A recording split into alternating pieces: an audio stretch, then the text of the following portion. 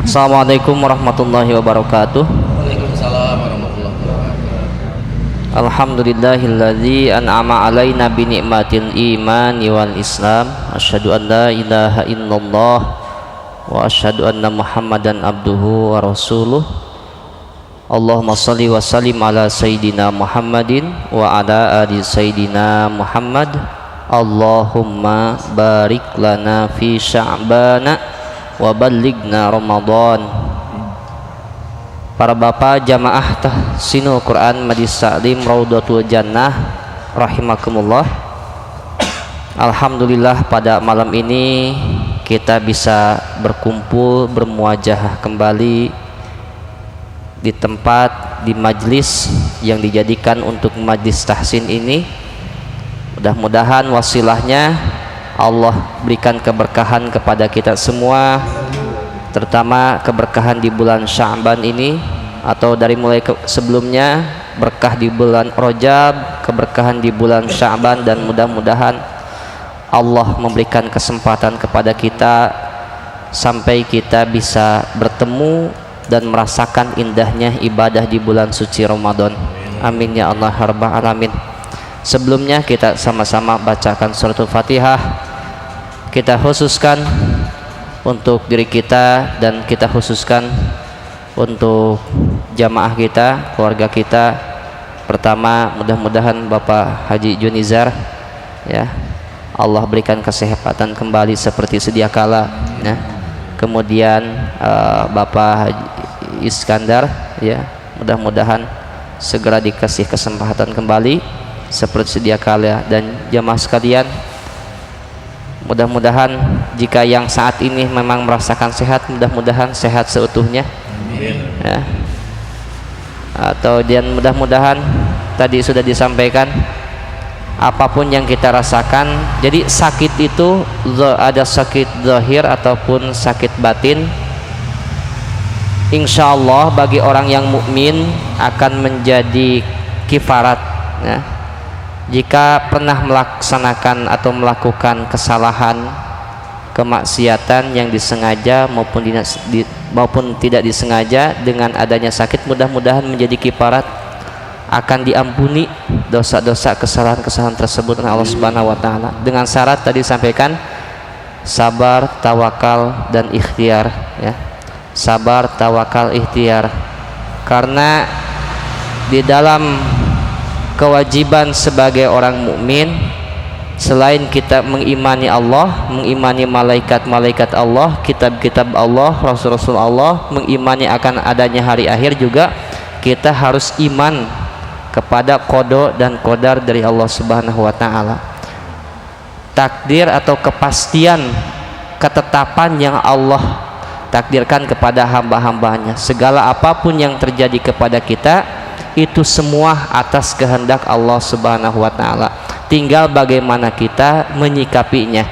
Jika sesuatu yang terjadi kepada kita adalah hal yang tidak kita inginkan, kalau kita sikapi bahwa itu merupakan ketentuan Allah Subhanahu wa taala, insyaallah tadi, ya, akan menjadi wasilah diampuni dosa-dosanya, kesalahan-kesalahannya, dan insyaallah, ya, diangkat harkat derajat dengan kesabaran itu. Amin ya Allah rabbal alamin. Maka kita bacakan sholawat tibil qulub, dan kemudian kita sama-sama bacakan suratul Fatihah. Mudah-mudahan sekali lagi yang sakit segera diangkat segala macam penyakitnya oleh Allah Subhanahu wa taala dan diberikan kesehatan seperti sedia kala. Ala hadihiniyah wa ila hadratin nabiyina al-mustafa Rasulillahi sallallahu alaihi wasallam.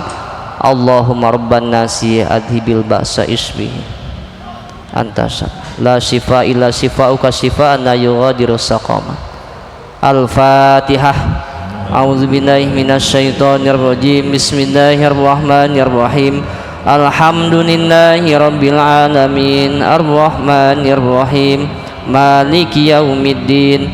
Iyyaka na'budu wa iyyaka nasta'in. Ihdinas siratal ladzina an'amta 'alaihim ghairil 'alaihim waladdallin. Amin.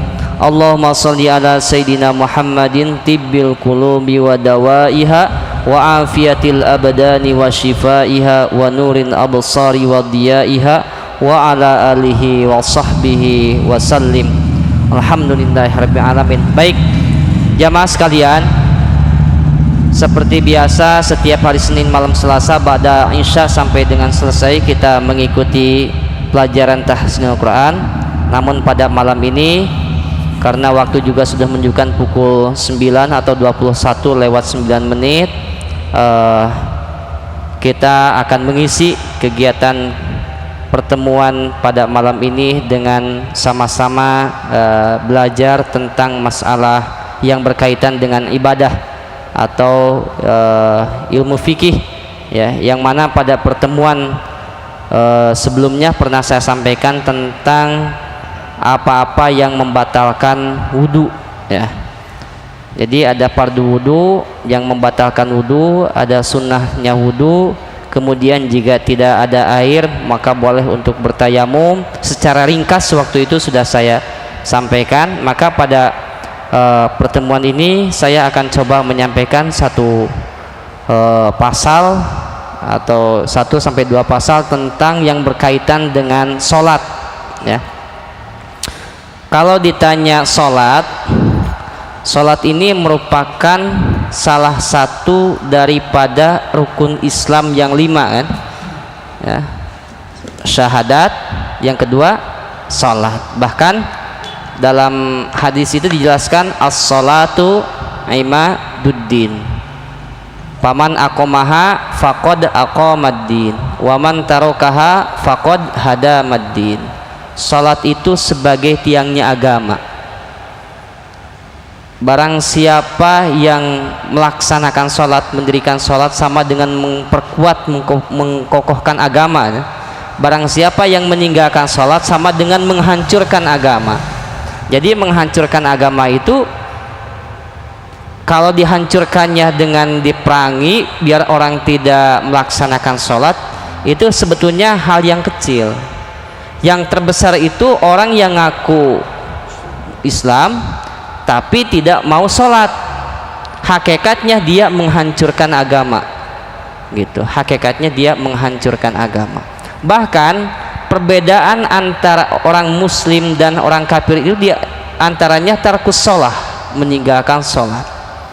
Jadi secara tidak langsung orang yang meninggalkan sholat dengan sengaja, dia telah kufur kepada Allah Subhanahu wa ta'ala. Jadi kalau kita selama ini menganggap kafir itu orang yang menyembah kepada selain Allah, ada orang yang tidak secara wujudnya dia menyembah, tidak menyembah kepada selain Allah, tetapi dihukumi kafir. Siapa? Orang yang meninggalkan sholat dengan sengaja. Jika itu pernah terjadi kepada diri kita masing-masing, ya, pada masa lampau, ya, masa dulu, karena kesibukan dan sebagainya, nah maka di sisa umur yang Allah berikan kepada kita saat ini, mari kita gunakan waktu ini yang sangat singkat, mungkin berapa pekan, bulan, tahun lagi kita akan menghadap Allah Subhanahu wa ta'ala. Salat 5 waktu jangan sampai ditinggalkan, terutama lebih baik salatnya selalu di awal waktu. Jika memang sehat, ya, paksakanlah melangkah ke masjid untuk salat berjamaah, ya. Paksakan ke masjid untuk salat berjamaah. Mudah-mudahan kesalahan-kesalahan kita yang dulu itu Allah ampuni dan Allah terima amal ibadah yang sedang kita laksanakan dan yang akan kita laksanakan. Amin ya Allah ya rabbal alamin. Dan selalu kita minta kepada Allah Subhanahu wa ta'ala, Allahumma inna nas'aluka husnul khatimah. Kita minta kepada Allah itu agar akhir hidup kita akhir hidup yang baik. Baik, para bapak rahimakumullah, salat merupakan salah satu daripada rukun Islam. Di dalam salat itu dibagi dua. Ada secara bahasa, salat itu dibahasakan doa memohon kepada Allah. Maka bacaan-bacaan dalam salat itu kebanyakan tentang doa. Dari Al-Fatihah aja deh, itu ada ayat-ayat tentang doa. Dari mulai ihdinas siratal mustaqim, siratal ladzina an'amta 'alaihim ghairil maghdubi 'alaihim waladdallin. Minta kepada Allah diberikan petunjuk ke jalan yang lurus, ya, siratal mustaqim. Doa di antara dua sujud, Rabbighfirli warhamni wajburni warfa'ni warzuqni wahdini wa'afini wa'fu anni. Berapa permintaan tuh kepada Allah? Ya. Jadi kalimatnya 8, isinya sebetulnya sama 7 ya. Kalimatnya 8 karena pertama minta ampun kepada Allah, diakhiri dengan minta maaf lagi kepada Allah. Rabbighfirli, ampuni aku ya Allah. Warhamni, sayangi aku. Rabbighfirli warhamni warzuqni, anugerahkan rizki kepadaku. Terus warfani, angkatlah harkat derajatku. Terus wajburni, wajburni itu tutuplah aib-aibku. Warfa'ni, wahdini, berikanlah petunjuk kepadaku. Wa'afini, berikanlah kesehatan kepadaku. Wa'fu'ani, dan maafkanlah aku. Diawali dengan minta maaf, diakhiri dengan minta maaf. Diawali dengan minta ampun kepada Allah, gitu kan? Diakhiri dengan minta ampun lagi kepada Allah Subhanahu wa taala. Bahkan di sujud terakhir, kalau bisa apalagi ketika kita sholat munfarid, di sujud terakhir di setiap sholat itu, baik sholat wajib maupun sholat sunnah, disunahkan untuk memperbanyak doa kepada Allah Subhanahu wa taala. Terutama lagi munfarid, kalau lagi imam berjamaah, kita harus menyesuaikan dengan keadaan makmum. Kita pengennya panjang, ternyata di makmum di belakang ada mulus-mulus dan sebagainya kan gitu. Nah, kalau lagi munfarid, lagi sendiri, di sujud terakhir itu perbanyaklah doa kepada Allah. Setelah subhana rabbiyal azimi wa bihamdi, lalu kita baca doa-doa yang kita baca, yang kita hafal, ya. Karena di saat sujud itulah paling dekat taqarrubnya seorang hamba dengan Allah Subhanahu wa taala. Minta kepada Allah di saat kita lagi sujud, baik di sholat sunnah maupun sholat wajib. Nah itu, jadi doa sholat itu meminta kepada Allah, doa. Kemudian apa secara istilah dalam fikih, menurut ulama ahli fikih, sholat itu sebagai sesuai dengan hadis Rasulullah SAW, diawali dengan takbir, ya, diakhiri dengan salam. Nah, diawali dengan takbir, diakhiri dengan salam. Nah, para ulama menempatkan bukan takbir yang pertama, tapi niat yang pertama. Jadi niat, makanya rukun sholat itu dalam fikih Imam Syafi'i itu, dalam kitab Safina itu ada 17 rukun sholat itu. Niat, kemudian takbiratul ihram, kemudian membaca suratul Fatihah. Nah, iftitah nanti bukan masuk kepada rukun bacaan iftitah, tapi sunnah. Nah, kemudian setelah takbiratul niat, takbiratul ihram, membaca al-fatihah. Makanya kita ini harus benar-benar berusaha gitu ya, bagaimana bacaan fatihah kita itu benar, pas sehat, sesuai dengan kaidah ilmu aturan tajwid. Karena fatihah ini merupakan salah satu rukun sholat. Nah, ada yang mengatakan kalau fatihahnya sah maka sahlah sholat, insya Allah akan sah sholatnya. Akan tetapi jika fatihahnya tidak sah, makanya dalam Safina itu dijelaskan tuh ada syarat membaca al-fatihah, tata cara membaca al-fatihah. Agar apa? Agar orang yang melaksanakan sholat itu membaca fatihahnya fasihat sesuai dengan aturan tajwid, karena fatihah merupakan rukun daripada rukun sholat gitu. Jadi rukun sholat itu ada rukun fi'li, ada rukun qauli. Nah, fatihah ini disebut rukun qauli, rukun yang diucapkan. Setelah fatihah kemudian membaca ruku. Jadi baca suratnya hukumnya sunnah. Makanya surat setelah Fatihah apa aja yang kita hafal boleh. Sunnah. Iqra'ul Qur'an bahasanya? Faqra'u ma tayassara ma. Bacalah dari Al-Qur'an itu apa yang kamu yang mudah. Mudahnya saya hafalnya Al-Ikhlas, ya baca Al-Ikhlas. Hafalnya saya Al-Kafirunnya Al-Kafirun, gitu kan. Hafalnya saya surat yang panjang, ya baca yang panjang. Bahkan kalau kita pernah dengar tuh di videonya Ustadz Abdul Somad memaknai hadis itu, jadi kalau kita lagi sholat, oh ingat nih tentang kematian, baca ayat tentang mati.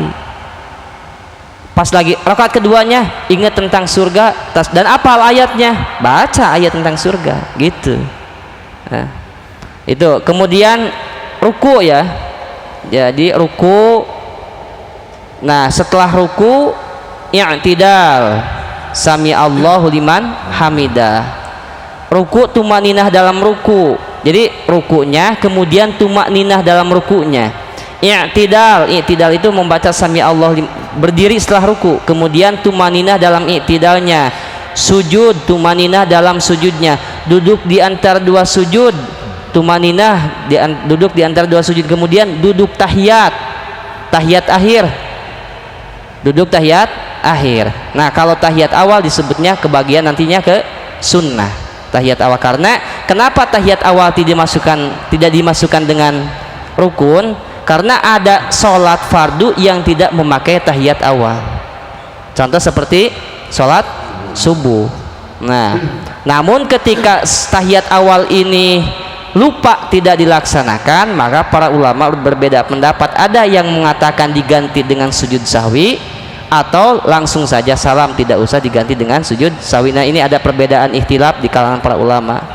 Nah, kalau saya pribadi memakai ketika kita lupa di sujud di duduk tahiyat awal itu, maka sebelum salam sujud sahwi. Kemudian tadi duduk tahiyat akhir. Setelah duduk tahiyat akhir itu tumakninah dalam duduk tahiyat akhir. Kemudian membaca bacaan tahiyat. Dari mana bacaan tahiyat? At-tahiyatul mubarakatus salawatut thayyibatu lillah. Assalamu alayka ayyuhan nabiyyu wa rahmatullahi wa barakatuh. Assalamu alayna wa ala ibadillahis salihin. Itu bacaan tahiyat. Nah, setelah membaca bacaan tahiyat, asyhadu, kesananya baca dua kalimat syahadat, asyhadu alla ilaha illallah wa asyhadu anna muhammadar rasulullah. Nah, setelah sampai baca syahadat, kemudian rukun selanjutnya adalah membaca sholawat kepada Nabi di tahiyat akhir. Allahumma sholli ala sayyidina, kalau pakai sayyidina, ada yang enggak ya. Allahumma sholli ala sayyidina Muhammad. Ya boleh. Allahumma sholli ala sayyidina Muhammad wa ala ali sayyidina Muhammad. Nah, itu udah selesai tuh rukun sebetulnya. Udah masuk rukun. Jadi Allahumma sholli ala sayyidina Muhammad wa ala ali sayyidina Muhammad. Kalau dalam kondisi misalkan kita kepepet waktu akhir atau takut ditinggalkan kendaraan yang kita tumpangi, Allah asyhadu an la ilaha illallah wa asyhadu anna muhammadar rasul. Allahumma shalli ala sayyidina Muhammad wa ala ali sayyidina. Assalamualaikum warahmatullahi wabarakatuh. Assalamualaikum warahmatullahi wabarakatuh. Itu sampai baca salawat kepada Nabi dan keluarga Nabi. Afdolnya baca salawat Ibrahimiyah. Dari mana? Sampai innaka hamidum majid. Nah, setelah itu membaca salam rukunnya tuh diakhiri dengan salam ke sebelah kanan. Assalamualaikum warahmatullahi wabarakatuh. Assalamualaikum warahmatullahi wabarakatuh. Itu rukun sholat. Adapun di dalam sholat, habis sholat itu mengusap muka atau enggak, itu hukumnya sunnah. Ya, makanya ada yang usap muka, ada yang enggak. Yang rukunnya itu sampai salam. Nah, itu sedikit penjelasan tentang rukun sholat. Yang akan saya bahas pada kesempatan ini adalah syarat sahnya sholat. Syarat sahnya sholat. Baik. Bismillahirrahmanirrahim. Faslun, fasal. Syurutus sholati tsamaniyatun. Syarat sahnya sholat itu ada 8. Ini syarat sah sholat baik dalam sholat wajib maupun dalam sholat sunnah, sholat fardu atau sholat sunnah. Syurutus sholati tsamaniyatun. Syarat sahnya sholat itu ada 8. Toharatul hadatsaini, ya. Yang pertama, suci dari 2 hadas. Ada hadas asgor disebut hadas kecil, hadas akbar disebut hadas besar. Hadas kecil sucinya dengan berwudu, hadas besar dengan mandi. Nah, adus lah bahasa familiarnya ya. Jadi syarat sah yang pertama harus suci dari 2 hadas. Makanya ketika kita tidak punya wudu, ya ketika mau sholat harus wudu. Harus wudu. Ya, di antaranya keluar sesuatu dari lubang depan, lubang belakang, mau itu angin atau yang lainnya, apapun yang meskipun yang keluarnya air cairan berupa rasa panta gitu, tetap aja keluar. Ternyata yang keluar itu emas 5 kilo misalkan kan gitu. Ternyata tetap batal karena bahasanya yang keluar dari lubang depan ataupun belakang, angin atau yang lainnya. Nah, gitu. Jadi harus wudu. Yang kedua atau hadis besar. Mohon maaf ya. Bapak tidurnya kenyenyakan. Ternyata pas bangun ini kayaknya celana ini basah, ternyata mimpi misalkan ya. Mimpi saking dah lamanya. Mimpi ke bawah mimpi. Ke bawah mimpi ternyata ya kita harus mandi. Langsung sholat dan tahu kita sadar bahwa kita ini harus mandi gitu. Jadi ada keluar mani yang harus kita mandi, ternyata malah langsung sholat. Nah kan gitu. Jadi hilangnya hadas besar itu dengan mandi. Hilangnya hadas besar itu baik itu memang misalkan mimpi ataupun memang bersetubuh sengaja, memang benar bersetubuh gitu. Paginya ya sebelum sholat mandi dulu, karena kalaupun hanya cukup dengan wudhu, nah, tetap sholatnya tidak sah karena dalam kondisi kita ada kewajiban untuk mandi wajib hadas besar. Jadi suci dari 2 hadas ya. Yang kedua, wattoharatu anin najasati, bersih dari najis.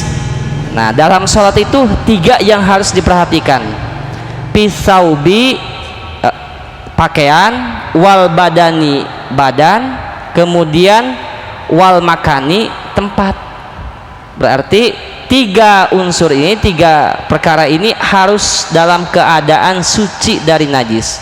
Pakaian yang kita pakai, badan, kemudian tempat. Tempat itu mana? Apakah seluas masjid? Bukan. Tempat itu selebar dan sepanjang kita sujud. Ya ukurannya sekarang sajadah lah.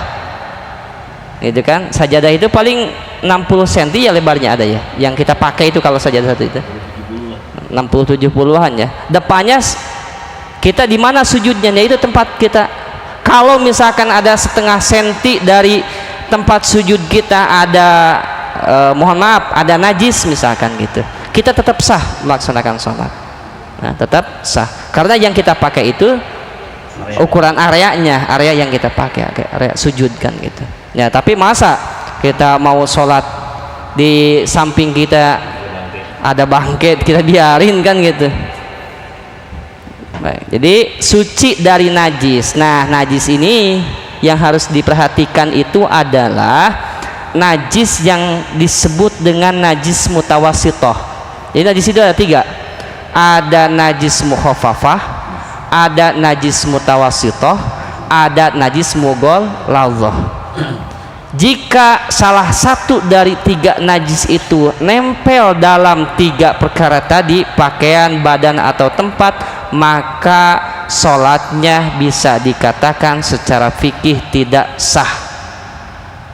Meskipun udah wudhu, meskipun udah mandi wajib, tapi ada di salah satu dari 3 tadi itu, pakaian, badan dan itu ada najis, maka sholatnya tidak sah. Yang sering terjadi dan jarang diperhatikan itu adalah najis mukhafafah dan mutawasitoh. Kalau mughalladhah kan jelas najis anjing dan babi, dan apa yang dikeluarkan oleh anjing dan babi gitu ya, mughalladhah namanya. Mughalladhah itu najis anjing dan babi. Cara membersihkannya dengan air 7 kali dan salah satunya dengan tanah kan gitu ya. Nah ini nih yang sering terjadi itu mukhafafah. Mukhafafah itu najis enteng, najis air kencingnya anak laki-laki, bayi laki-laki yang belum usia genap 2 tahun dan belum makan atau minum selain air susu ibu. Nah sekarang kan belum 2 tahun udah dikasih apa? Berarti udah mukhafafah, bukan mukhafafah lagi, jatuhnya ke mutawasitoh, najis pertengahan. Kalau najis air kencingnya anak perempuan itu dari kecil itu udah masuknya ke mutawasitoh.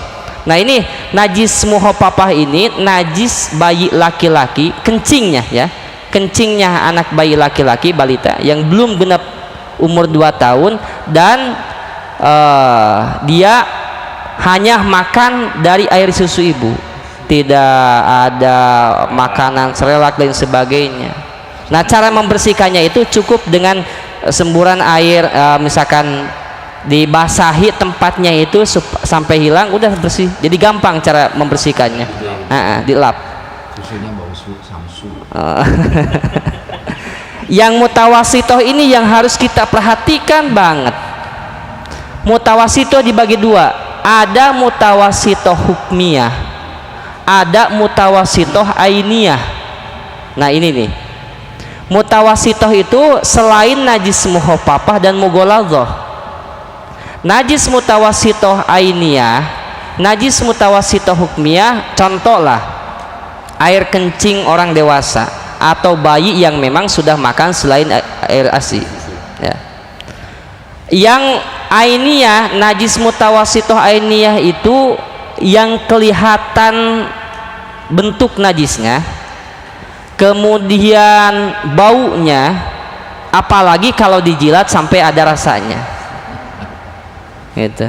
Bener gak sih?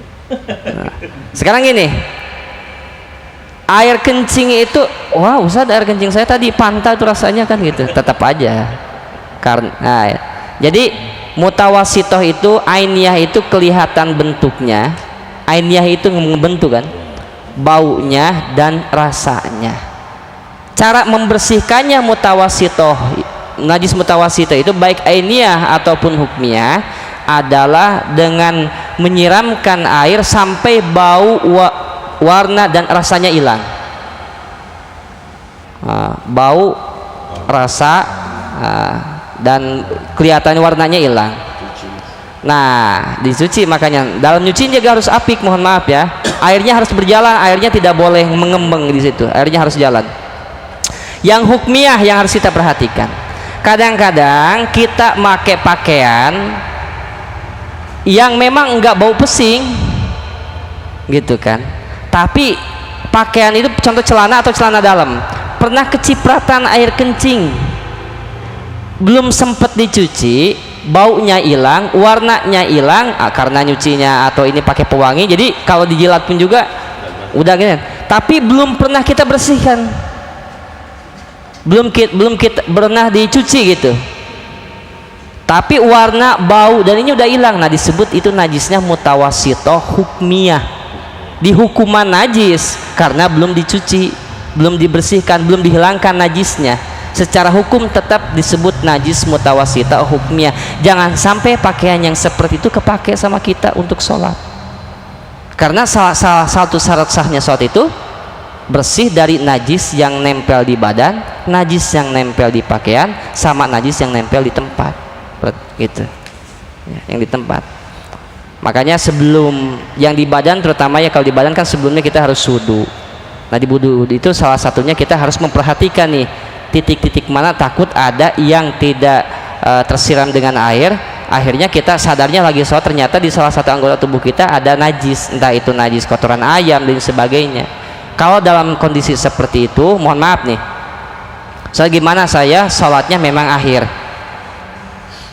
masih ada waktu sekitar 5 menit lagi ke waktu datang waktu sholat yang lain, saya belum sholat duhur nih, pas lagi sholat, di tengah sholat saya nggak sengaja mata ngelirik ternyata di salah satu anggota tubuh atau dari 3 hal tadi itu, pakaian, badan, tempat itu ada najis mutawasitoh.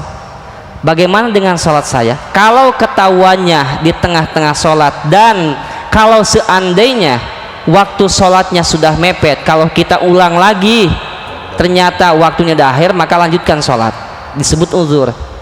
Tetapi kalau memang seandainya diulang lagi waktu sholat masih ada, maka batalkan sholat, ulang lagi, bersihkan dulu atau ganti gitu yang terkena najis itu.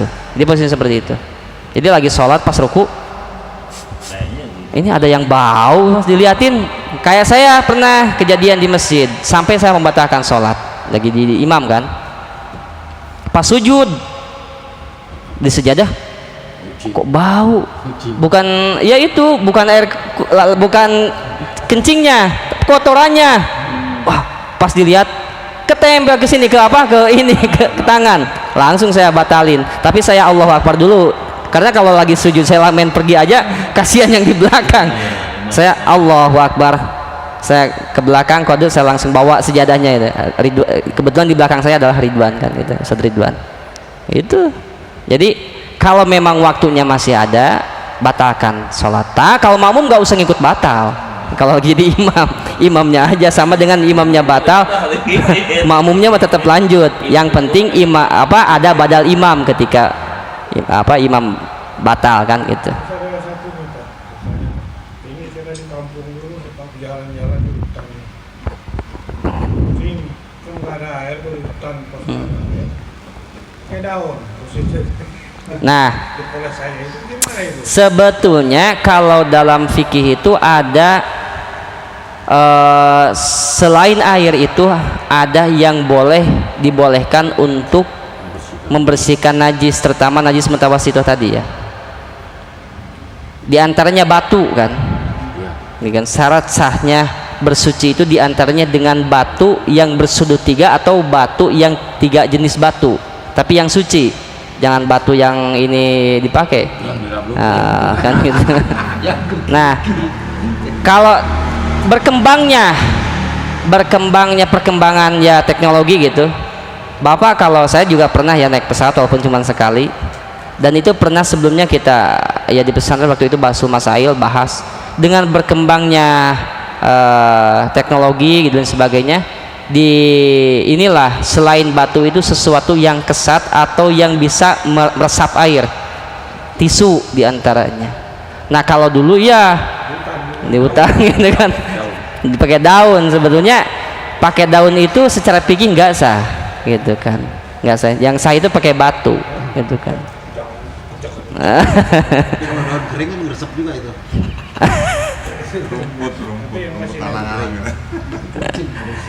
Nah kalau lagi ini kita nyari batu lah, darurat. Baik, suci dari pakaian, badan dan tempat. Yang selanjutnya syarat sah sunnah satu wasatrul aurati, menutup aurat.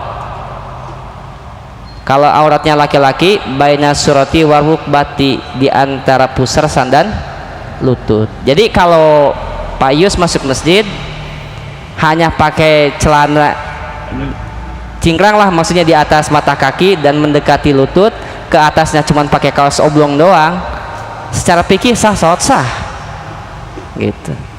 Jadi jangan dianggap orang gila gitu, memang secara fikih sah gitu. Cuman kalau bicara etika gitu. Nah bicara etika nggak ada kesempatan. Iya. Nggak ada pejabat pakai jas, masa pakai. Nah itu kita bicaranya etika, kesopanan, adab tata krama. Kalau secara fikih digunakan buat orang pedalaman. Kalau jadi dalam keadaan darurat, dalam keadaan darurat kita bepergian, ternyata baju yang resmi kita itu kotor misalkan gitu, yang kita anggap suci itu adalah kaos dalam kita datang waktu sholat, jangan sampai nggak sholat gara-gara cuma pakai kaos oblong doang. Datang dalam keadaan seperti itu, sholat asalkan posisi pusar kita dan lutut kita tertutup, itu bagi laki-laki. Kalau bagi perempuan, jami'u badaniha ilal wajha wal kafaini, seluruh badannya aurat kecuali wajah dan 2 telapak tangan gitu kan. Jadi kalau terutama lagi sholat ya, lagi sholat itu seluruh badan dalam madhab Syafi'i itu aurat kecuali wajah dan 2 telapak tangan gitu. Nah sebetulnya ini berkaitan bukan hanya dalam sholat aja ya, kalau bisa ketika keseharian pun juga, ketika bergaul ya dengan orang-orang yang bukan muhrimnya ya, kalau bisa ditutup gitu kan. Nah ketika sholat tutup aurat, laki-laki maupun perempuan. Kalau laki-laki batas auratnya tadi dari pusar sampai mata lutut, kalau perempuan seluruh badannya kecuali wajah dan 2 telapak tangan.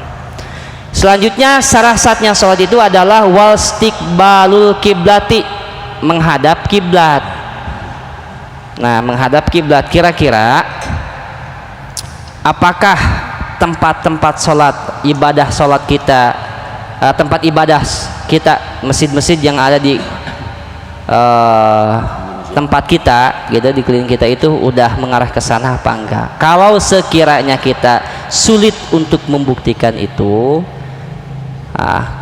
kita yakini ya dengan alat yang seadanya bisa posisi, jangan dibayang-bayang, jangan dikira-kira aja, tapi harus diyakini gitu kan, bahwa posisi arah kiblat di masjid kita itu nyambung atau lurus dengan Ka'bah. Makanya dalam niat sholat itu yang pakai usolli itu saking pengen meyakinkan dalam ibadahnya itu menghadap kiblat, lafadznya kan gini, usolli fardul isya'i arba'a rokaatin mustaqbilal kiblati, disebutkan mustaqbil menghadap kiblat gitu kan. Maka ketika ada pemahaman yang boleh sholatnya ke timur gitu, itu kan udah dikatakan sesat, dan itu pernah terjadi di kampung saya. Jadi itu pernah terjadi di kampung saya, dan ketahuannya sebetulnya udah lama, cuman orang-orang yang mengetahui itu sungkan untuk mengungkap itu. Jadi mulai terbukti sampai filenya itu dan sampai ditangkap pimpinannya itu, menurut informasi dilalahnya hari Jumat ada anak kecil yang gak Jumatan, dia malah nyai rumput, tapi giliran pas waktu sholat dia ingat, sadar harus sholat gitu kan, walaupun gak Jumatan yang penting sholat. Nah,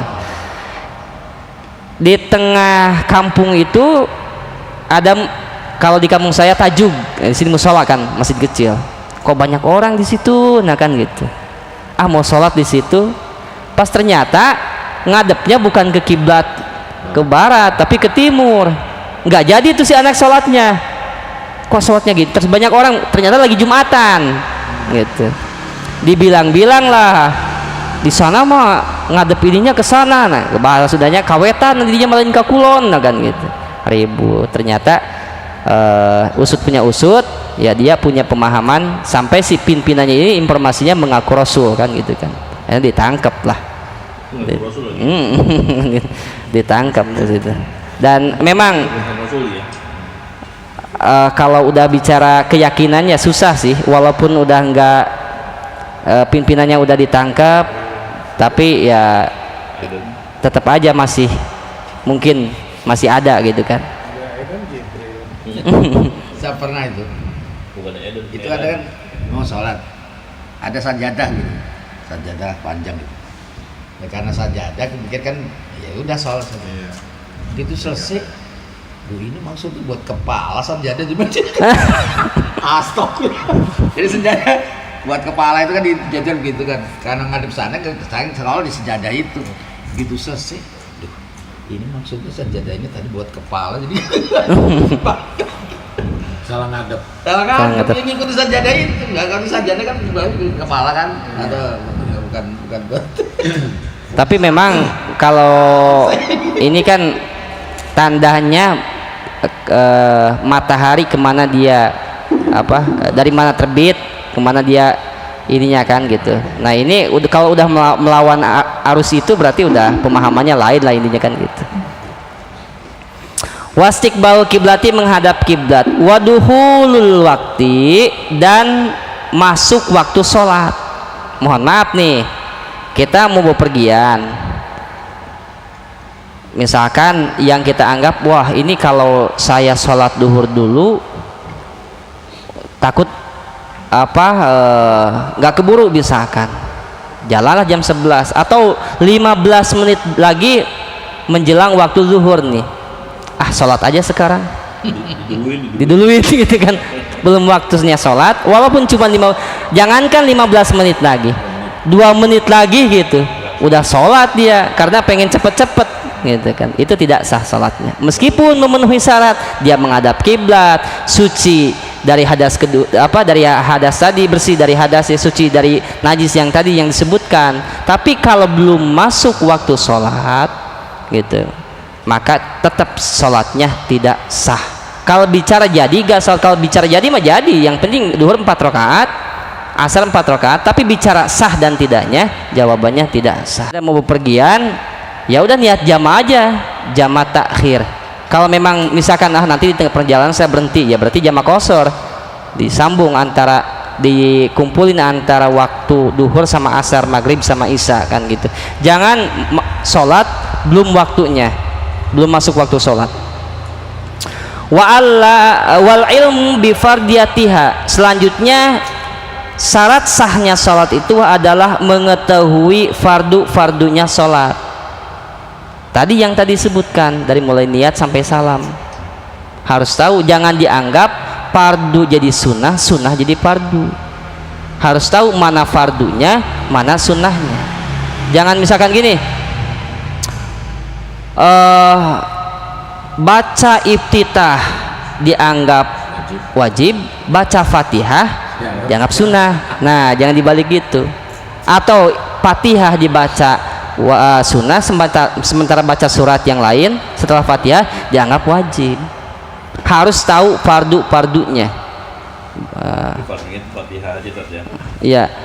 Kemudian yang selanjutnya wa alla ya'taqida fardun min furudiha sunnatun. Tidak boleh meyakini satu fardu dari fardunya sholat sebagai sunnah. Jadi jangan meyakini yang fardu dari fardunya sholat itu diyakini sebagai sunnah. Fardu ya tetap fardu, sunnah ya sunnah gitu. Makanya dalam sholat sunnah pun juga gitu. Kalau kita niatnya sholat sunnah ya sholat sunnah, jangan diniatin fardu gitu. Beda seperti tahajud, buat Rasulullah itu wajib baginya, tapi buat umatnya sunnah. Makanya dalam niatnya aja usolli sunnata tahajudi, niat saya sholat sunnah tahajud, atau niat saya melaksanakan sholat sunnah tahajud. Nah, di dalam sholatnya ada fardu, ada sunnah. Niatan dan yakinkan yang fardu ya fardu, yang sunnah ya sunnah. Itu merupakan salah satu daripada syarat sahnya sholat. Wajtinabul mubtilati, dan yang kedelapan syarat sahnya sholat itu adalah menjauhi batalnya sholat. Menjauhi batalnya sholat. Maka apa yang dapat membatalkan wudhu, itu juga berlaku bisa menjadi batalnya sholat. Contoh, batalnya wudhu itu keluar sesuatu dari lubang depan ataupun belakang. Kita wudhu nih, beres, sholat pas di tengah-tengah sholat mules misalkan, gitu kan. Nah, bagaimana? Lihat lagi tadi, kembali lagi. Kalau waktu sholat masih panjang, jangan ditahan-tahan. Udah penyakit mah repot, Pak. Keluarin aja, batalkan dulu sholatnya, wudhu lagi, sholat lagi. Karena gini, sebagian ulama ada yang mengatakan makruh menahan sesuatu yang sekiranya itu bisa membatalkan wudhu, kita tahan-tahan karena pengen selesai sholatnya. Pengen buang angin nih, tahan-tahan, terbuang anginnya, habis sholat aja kan gitu. Itu bisa makruh. Tapi kalau udah di rakaat keempatnya gitu tidak, kayak ngurus tertentu gitu. Iya, makanya lihat kalau misalkan waktu sholatnya masih ada, batalkan aja kan gitu. Jamaah di depan gitu misalnya? Berjamaah? Kalau di depan berjamaah? Ya, posisi kita agak ke depan gitu. Ya udah, duduk ke diem aja. Kalau malu yang ngikuti sholat, tetap aja nanti sholatnya diulang lagi. Diulang lagi. Perlu kan, bukan haram. Ya karena usia-usia ini kan klepnya udah nggak bisa ditahan masalahnya. Jangankan gini, usia Yongki aja udah nggak bisa nahan dia. Nembak aja gitu. Iya. Kemarin di mana dia di Aner, pengajian di Aner, dia cerita jamaah itu, Ustaz, nah di sini ada anak yang memang spesial. Yaitu kalau dia pengen kentut ya kentut aja lagi sholat pun juga. Saya ingat ada di masjid kita juga sama, saya bilang. Ada kan bapak-bapak jamaah kita, ada yang cerita, saya di belakangnya, dia di depan ditembak lagi sholat lagi. Pet. Nah itu. Soalnya kalau ada orang yang ngajak kentut mahal Pak biayanya Ratus dia. Ada kan kiai yang mimpin umroh, ya, bimbingan umroh, ya berangkat ke sana, di sana Allah kasih ujian dengan susah buang angin kan gitu. Sehari 2 hari dia dan keluarganya juga jamaahnya mulai cemas keadaan kesehatan kiai itu. Pas lagi di bis gitu kan, ternyata keluar tuh sampai nah kan gitu. Itu jamaahnya sampai teriak semua, alhamdulillah. Baru kata kiai balik ketawa sambil mensyukuri dan malu juga. Baru kali ini kentut gua disyukuri, kan gitu. Alhamdulillah. Karena repot Pak, udah nggak bisa keluar angin mah, kan gitu. Mahal. Baik. Jadi dalam pembahasan ini, pertemuan ini kita sampaikan tadi, kita pelajari tentang masalah syarat sahnya sholat. Tadi udah dijelaskan ada 8, ya. Pertama, suci dari 2 hadas, hadas kecil dan hadas besar. Yang kedua, wa taharatu, suci anin najasati, dari najis, fis saubi, di pakaian, wal badani, dan di badan, wal makani, dan tempat, wasatrul aurati, kemudian menutupi aurat, wastiqbalul kiblati, selanjutnya menghadap kiblat, wadukhulul wakti, dan masuk waktu sholat, wal ilmu bifardiyatiha, mengetahui fardu-fardunya sholat, wa alla ya'taqida fardun, tidak boleh meyakini satu fardu, min furudiha, dari fardu-fardu sholat, sunnatan sebagai sunnah, wajtinabul mubtilati, dan menjauhi apa yang dapat membatalkan sholat. Selanjutnya al ahdatsu isnani, ya, hadas itu ada 2, tadi sudah disampaikan sebetulnya, ya, asgoru, hadas kecil, wa akbaru, dan hadas besar. Fal asgoru, adapun hadas kecil, ma aujabal wudu'a, ya, mewajibkan wudu, sesuatu yang mewajibkan wudu. Wal akbaru, adapun hadas besar, ma aujabal gusla, ya, sesuatu yang mewajibkan mandi. Jadi hadas itu ada 2, hadas asgor dan hadas akbar, atau hadas kecil dan hadas besar. Kalau hadas kecil mewajibkan wudu, kalau hadas besar mewajibkan mandi. Ketika sholat kita harus bersih dari 2 hadas itu, gitu. Kalau memang kita harus wajib wudu, ya harus wudu dulu. Kalau memang kita harus mandi wajib, ya harus mandi wajib dulu, kan gitu. Pertanyaannya, Ustadz, kan saya kesiangan nih subuh, bangunnya misalkan jam 5 lewat sekian gitu. Pas di rumah itu banyak orang lagi, kalau ketahuan saya mandi takutnya disangkanya kan gitu, wah langsung aja sholat gimana. Ya tetap aja, apapun alasannya dalam kondisi seperti itu mah harus mandi dulu, gitu kan. Karena yang dapat menjadi syarat sahnya salat itu kita harus suci daripada hadas kecil dan hadas besar. Wallahu a'lam bishawab. Alhamdulillahirabbil alamin. Mudah-mudahan apa yang disampaikan bermanfaat bagi kita semua, dan sekali lagi Allah Subhanahu wa taala memberikan kesempatan kepada kita sampainya umur kita dan sempurnanya ibadah kita, yang rukun Islam yang 5 itu syahadat, salat, zakat, puasa yang akan kita laksanakan, dan mudah-mudahan Allah kasih kesempatan kita untuk bisa menunaikan rukun Islam yang kelima, ibadah kepada di tanah suci. Amin ya Allah rabbal alamin. Subhanakallahumma bihamdik asyhadu an la ilaha illa anta astaghfiruka wa atubu ilaik. Wassalamualaikum warahmatullahi wabarakatuh. Allahumma arhamna bil Qur'an waj'alhu lana imaman wa nuran wa hudan wa rahmah. Allahumma dzakirna minhu ma nasina wa 'allimna minhu ma jahilna warzuqna tilawatahu آناء الليل وأطراف النهار واجعله لنا حجة يا رب العالمين. اللهم صل على سيدنا محمد طب القلوب ودوائها وعافية